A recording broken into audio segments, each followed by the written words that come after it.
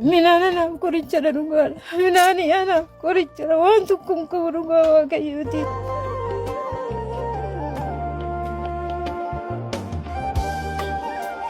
Maqaan keessan eenyudha? Dinqee. Dinqeenyu. Dinqee waaquma. Kina qoraan gurgureen jiru. Mana qabu iddoon taa'uun qabu waan nyaatu qabu akkattiin qoraan goototee jiraata.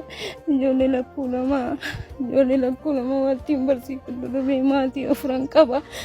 Akkatti mana kana kiraayii keessa baay'ee bakkee keessa taa'ee naan jedhu iddoon taa'u dhabee halkan bakkee keessa jiru ammas ammaa bakka isaan duuba sana keessa dhaabadda. Waan hin nyaadhu tokko hin qabu waan ijoollee kootti kennu tokko yoo hin qabu.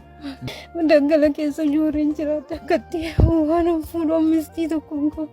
Akkatti hin gubadda ijoollee kootti waan barsiifadhu hin qabu waan abbaan manaan koo dhukkubsataadha miila isaa danda'e fuudheen deemu akka kanatti hin gubadda.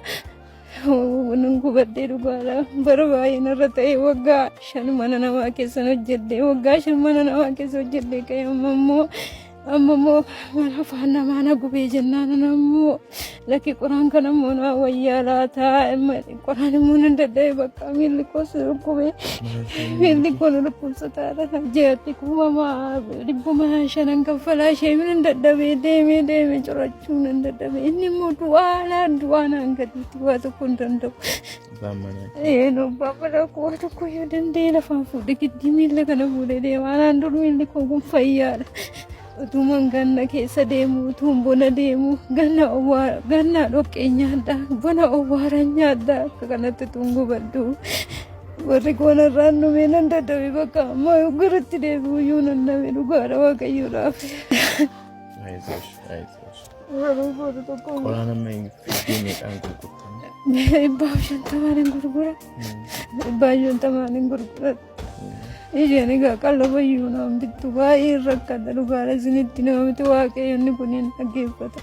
Yeroo bakka kanatti akka buusanii oolanii bulanii inni tokko mana kana keessa iyyuu hin taa'u mana kana keessaan deema. Maaltu isinii wajjin na gubee ana gabuu koon gubadhaa jedhee boo'ee na biraa baqatee bakkee kana keessa jira. Waan itti fuudhee itti kennu iyyuu nan dhabe dhugaadha. Dur miilli koo iyyuu fayyaadha nan deemmadhaaf garatti deemu iyyuu nan dhabe. Minaan anaaf qorichadha dhugaadha. Minaanii anaaf qorichadha waan tokko hin qabu dhugaa waaqayyooti. Kuni garee artist namaa jedhamna. Namoota rakkina garaagaraa keessa jiranii deemnee gargaara. Kuni maallaqa kana qaba. Kuni birrii 20,000.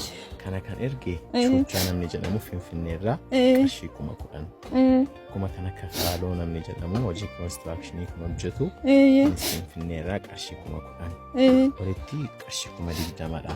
Isaan akkati eebbistu barbaanna. Eshi waaqayyo waaqarraa sinaa eebbisu siniin isa eebbisu saaniin isa eebbisu waaqayyo iddoo sin jirtanitti sinaa eebbisu waaqumti sinaa gargaaru akkasin na gargaartanii ani dhugaadha biddeenan tolchadhe minaanan nyaadde bara koonnaa dhufe barannaa darbee wakkaadha kee minaan koo bitadhee daakkadhee na nyaachifadhe ijoollee koo waaqayyo waaqarraa sinaa eebbisu eebbifamaa bara keessan hundumaa iddoo halleetti eebbifamaa bakka deemtanitti bakka jiraattanitti eebbifamaa rakkinaa na baaftanii sinaa eebbisu waaqayyo sinaa eebbisu gooftaan.